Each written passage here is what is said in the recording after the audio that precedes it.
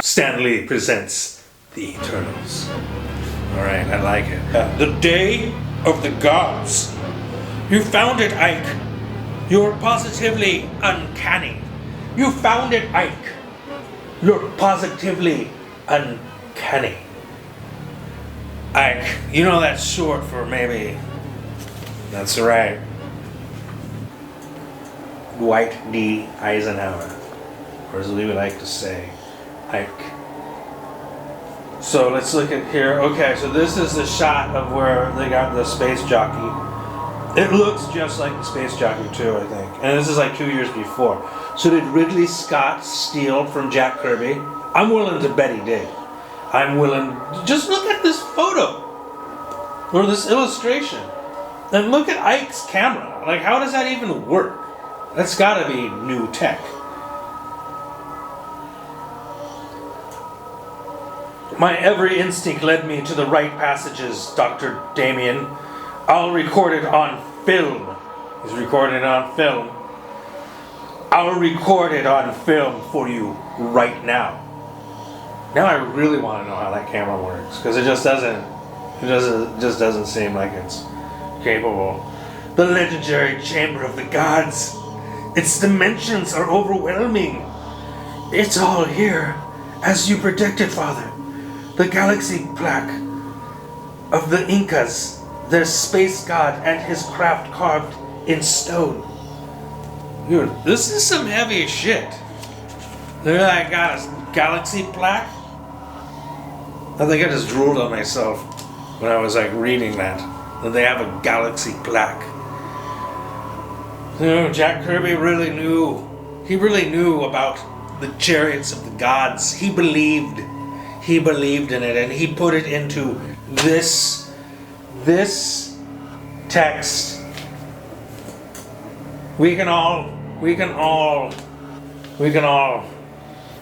talk about it. Each great artifact in the giant chamber brings home the astounding revelation of a visit from the stars. The intruders continue on in breathless wonder. Outer space technology translated in terms of mythology. Incredible. This is unmistakably a 3-passenger descent vehicle. 3-passenger descent vehicle.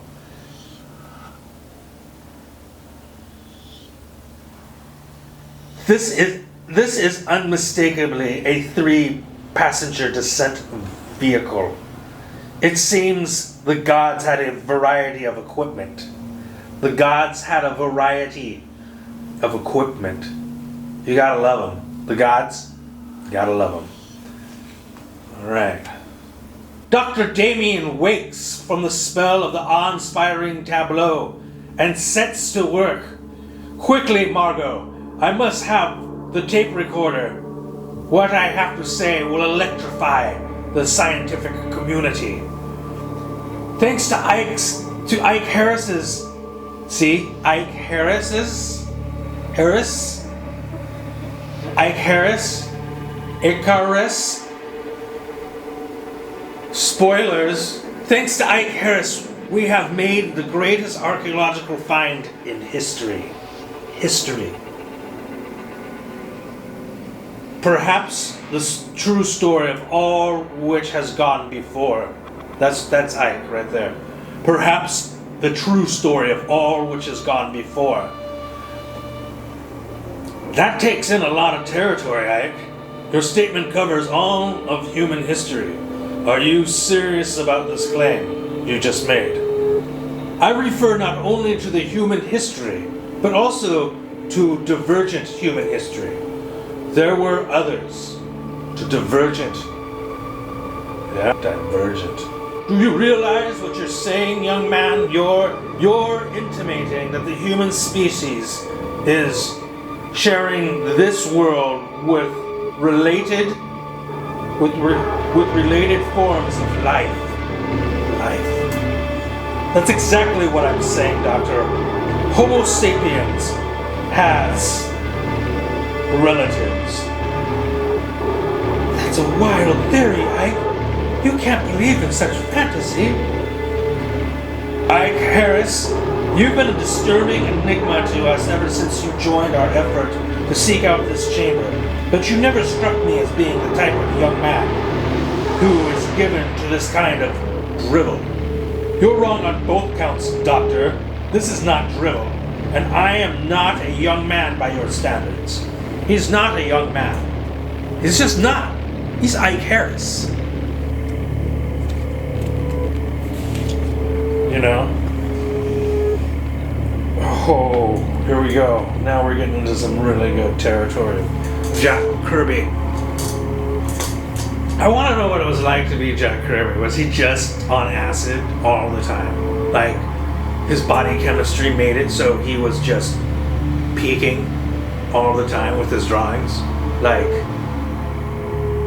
he was probably the greatest comic illustrator of all time, arguably the greatest comic illustrator of all time. And I personally believe that could be true. Jack Kirby. Jack Kirby, he's the king. He's the king. He just is. He's Jack the King Kirby. That does it. That does it. I won't be shocked into discussing another of his fantastic secrets. Our colleague is bent on pulling my leg. Bravo, Dad. You know a college prank when you hear one. Blast. It should be in this corner of the chamber. I can sense it. For heaven's sakes, Harris, what are you hunting for now? The most important object in this chamber. Sir, it can turn myth into stark reality. It is said that when this object calls to the gods, they will return once more to Earth. Even as Ike Harris speaks, a strange incident is taking place over the Pacific waters that brush the South American shores. Blue Jay to base, I'm lost. My compass has gone wild. I don't know where I am. Come in, base. As the plane circles madly, seeking a direction behind it, a sinister crackling force boils up from the depths, reaching skyward. Base to Blue Jay, use the sun as a guide. Increase your altitude. But seeking the sun becomes impossible for the pilot. He is suddenly confronted by a wall of seething energy. Mayday! Mayday! The sky is full of fireworks. It's the only way I can describe it. Then white-hot bolts envelop the plane. The pilot screams as his unseen companions reach him only by voice. Blue Jay, what's happening? What's happening? Don't know. Got to eject. An explosive burst sends the pilot and his seat hurtling from the plane. And there's no escaping the bright, terrible force which clings to its victim. Like many others who have vanished in areas of mystery across the earth, the pilot is swallowed in a flare-up which consumes his plane as well. Those who will come to search in vain and ponder fruitlessly about what happened here will never see the bizarre source of the tragedy. Nor will they find its makers and their hidden undersea sanctuaries. Lower, the disruptor is done. Stand by to close the silo cover. Be quick about it. For in an enclave beneath the ocean floor, the area is clear of intruders, sire. Your journey will proceed without detection from above. Don't leave yet, dog. This guy sounds like he's got some... Here we find a gathering of strange beings, a royal court of the grotesque and the misshapen, the inhabitants of a domain unknown to man. You've forgotten in whose presence you are, dog. He resembles a human. He's not like us deviants at all. We're producing more of these unstable creatures every day. No true deviant would fail to grovel before the ruling family. I crave your pardon, High Ones. Dismiss him, Crow. He reminds us of the curse of our species, that we cannot breed in consistent form. Yet, he, like ourselves, is a seed of the gods. Begone, Gnat! Yes, sire? The gods. The return's almost at hand, Crow. You know what means they may scourge us, as they did ancient times. Never fear, Brother Toad. I shall find their cosmic beacon and destroy it. Then hasten on your journey, Crow. Go to the Inca chamber and do your duty. That beacon must never be activated. The trip is short. My task will be accomplished within the hour. Complacent fool. You speak like the hare who sneers at the tortoise. The Eternals may yet find the beacon before we do. Nonsense! They failed as we have. But this time, it is we who shall succeed. Thus I take my leave. Thus. He's doing Shakespeare, what he does. You know. Getting poetic with it. Like, it's really awesome. Soon after, an undersea craft speeds from the sunken ruins of what was once part of a fabled city. The survivors of that disastrous brush with the gods still quake with the Soon after, an undersea craft speeds from the sunken ruins of what was once part of a fabled city. The survivors of the disastrous brush with the gods still quake with the memory of doomed Lemuria. Travel at maximum power. Death to the deviant who lags at his post. Death to the deviant who lags! We shall reach the Inca passage in the time you desire, Great Crow. The God Chamber at this moment has revealed yet another surprise. Margot Damien, and her father turn from their tape recording to stare in wide-eyed wonder as a great wall parts to display a mirror image of deep space. Margot, look! Ike Harris's amazing instincts have uncovered some sort of telescopic gadgetry. The Incas don't concern me now, Dad. It's Ike Harris who frightens me.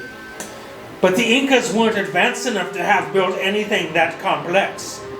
He's neither a crook nor a prankster. I think he knows things we can't even guess at. Ike is not any ordinary man. Behold, the universe, the vast whole. The gods. You gotta love this shit. This is the best thing ever. This is the Eternals. There they roam, there they live. The great reflector which the gods left when they last departed the devoted Inca people kept watch for their next arrival. But the gods never returned, and the Incas vanished from history. Keep going, Ike. Tell us more. But first, tell us who you really are. You're not one of us, are you? Ike Harris seems to project the silent power of the God Chamber itself. Both Margot and her father realize that he's somehow a part of the awesome truths unfolding here. Spare us nothing. We've got to know. Spare us nothing. We've got to know. Begin with your name. It's not Ike Harris, is it? Not exactly. However, if you run both words together, you get Icarus. I am not one of your species yet. We are related in many ways. Was Icarus I always thought Icarus was a human. Like as far as right? I mean, he's like a human that tried to be a god, right? So Icarus in this mythology is a god who's a god. I mean, isn't the whole point of the fable of Icarus is like, be mindful of what you go up against? Like the sun. Do you believe in the sun? It all began with the coming of the gods to Earth, when it was populated only by the beasts of the field. Still, it was the presence of life. It was the presence of life. Still, it was the presence of life which drew these cosmic beings to this planet. Their huge space vessels surveyed the land and descended. It was then that the gods proceeded with their mission. They chose to change the destiny of a life form new to the evolutionary chain, the ape. A specimen was trapped and taken. Only the instruments of the gods could do what was done in that momentous time. To the ape was given the cosmic chemistry that would father the race to come. In this manner, the dawn ape became the common ancestor of three powerful new species. The deviant and ever-changing and destructive failure, structurally unstable. Each new generation of deviant appears in new and monstrous ways. His lot was constant war. The human, this species bred with true balance in structure and disposition. Although he was a destroyer, the human was capable of building for peace. His kind was destined to inherit the earth. He belonged to it and the eternal. He was more a child of the gods than of earth. He reached for the universe. The Eternals breed few in number and were immune to time and death. Like the gods, they lived apart from all other living beings. Right there you have it. The Eternals. Jack Kirby knew. He was speaking like a prophet to me at the age of 2. How did he know? I was 2.5 reading the Eternals, knowing for a fact that I was Jack Kirby. He was speaking to me even at a young age. My mother, before her untimely death, she would read comics to me and listen to records and explain to me the nature of the world, the nature of the cosmos. That's what's happening in these articles. It's the cosmos. Like the volatile, energetic creatures they were, the deviants took to the Earth's inner depths, where they toiled ceaselessly at creating new weapons. The myths of man are filled with the terrors inspired by clashes with deviants. The Eternals took to the highest mountaintops. They probed the universe with their minds and developed powers which surpassed those of all other Earth life. They were regarded with awe and fear. As for the human, he collided with nature, the beast, and his fellow man. He subdued the earth and made it his home. Although he still yearns for peace, he lives with dangers that would destroy all he has created. Dr. Damien and his daughter are transfixed by the import of Icarus's words. That is what the space gods wrought during their visit to Earth. So they came back once more during the reign of the Incas, perhaps to check out the results of their experiments. That was one of many visits. The gods have wait there on the reflector screen. The ship of the gods, leaping light years in seconds. It's on its way to Earth. The beacon shall guide them. I know I can find it now. The tension mounts as the time approaches. In a water channel beneath the Andes, the deviant warcraft plunges onward. Faster, faster! We should have sighted the Inca passage by now. We shall reach it in a moment, sire. Somehow, the heart of the arrogant deviant crow is swelling knot of doubt.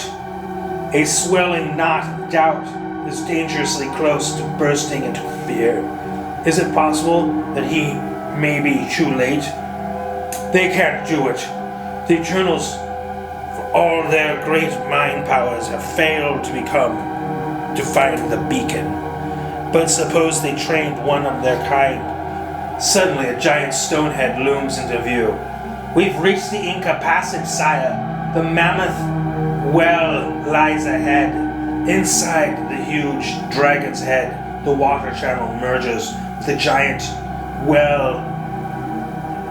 There, the deviant craft begins to rise. Take her to the surface. Time grows short. We did the best we could, Great Crow. The undersea vessel no sooner bobs to the surface than a forward hatch opens and Crow emerges with an armed escort. We're in the God Chamber and search for any sign of an Eternal. Remember, they would welcome the gods should they return. Such allies could spell our doom.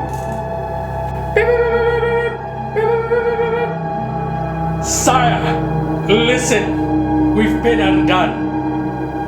That is surely the sound of the cosmic beacon. By the flaming pits, an Eternal has been at work here. But there is still some time left. We can waste his efforts. We can destroy the cosmic beacon. I see the foe. It's Icarus of the polar mountains. The gods had secured their secrets well. They'd done it with mind blocks. But an Eternal has broken through at last. The beacon is activated.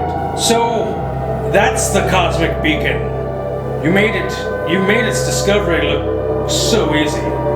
Think of a training program which lasts 1,000 years, Doctor. That's what it took. Look out! We've got visitors, and they don't look like gods.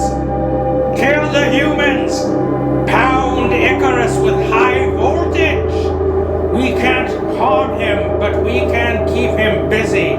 Then destroy the beacon. Icarus reacts with lightning speed. His mind seizes the very atoms of the air and molds them into an impenetrable shield. You deviants are late. Much too late to stop the arrival of the gods. They're deviants? The destructive species he talked about? The Eternal removes his cap and glasses to reveal the features which mark his kind. It is the eyes that release the power stored in the dynamics of the Eternal brain.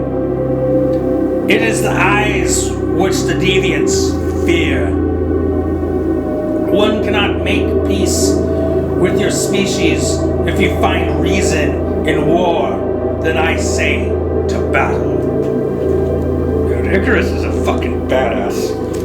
Fucking digging it. Twin beams of force leap from the eyes of Icarus. The results are devastating. Get his eyes! Use the shroud gun! Ah! At once, sire! The shroud gun fires a canister of whirling fiber that unfolds as it whistles ominously to top speed. Not even an Eternal can get out of this in time. The shroud strikes Icarus and smothers him in its folds. He struggles to free himself. Try that on for size, Icarus. The latest in deviant technology. Ha ha ha! We won! Our delay! Icarus can't see or hear. Onto the beacon. Destroy it! Destroy it! It shall be done, noble crow. Suddenly the humans rush into action. Hold them, father, while I keep Icarus. Don't worry, Margot. I'll pick off these deviants and have them running for cover. At that moment, the entire planet seems to shake from a mighty sound which hasn't been heard since ancient times. A gigantic shadow darkens the plain where the ruins stand. Something which has shattered time and space to find a pebble called Earth. Now descends with overpowering majesty. The battle in the God Chambers halted as quickly as it began. Shocked into silence, the combatants slowly emerged from the ruin. Too late. I fought in vain. The gods have found us. Icarus! I can't make it out, is it? What he says is true. The gods are landing. The gods. The witnesses to the event stare at what is happening, unable to absorb what this means to their lives, to the existence of all life on Earth.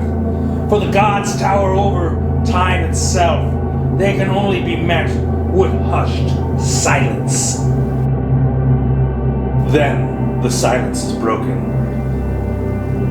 The deviants shall fight to the last. How can you fight what you haven't yet seen? We shall see them now, and in doing so learn more about ourselves. We shall see them now, and in doing so learn more about ourselves. Learn more about ourselves than we've ever known. We shall see them now, and in doing so learn more about ourselves than we have ever known. Learn more about ourselves than we have ever known. It is somehow fitting that representatives of Earth's three dominant races are on hand to meet the master image imprinted on their genes. What do the gods look like? What can they do to an unsuspecting Earth? For the sake of the gods, get the next issue. Read it. Read the Celestials from space.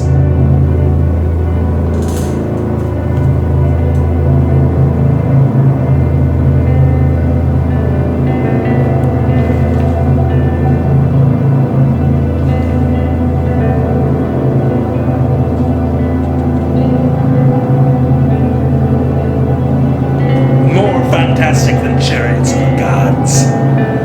This is it. The coming of the Celestials.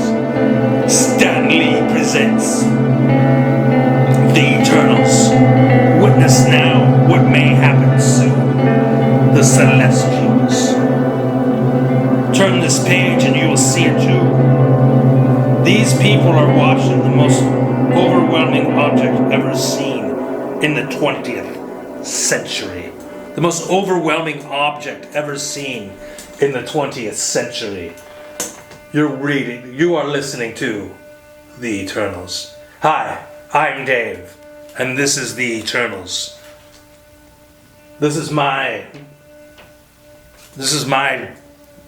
version of The Eternals. This is me reading Jack Kirby's The Eternals.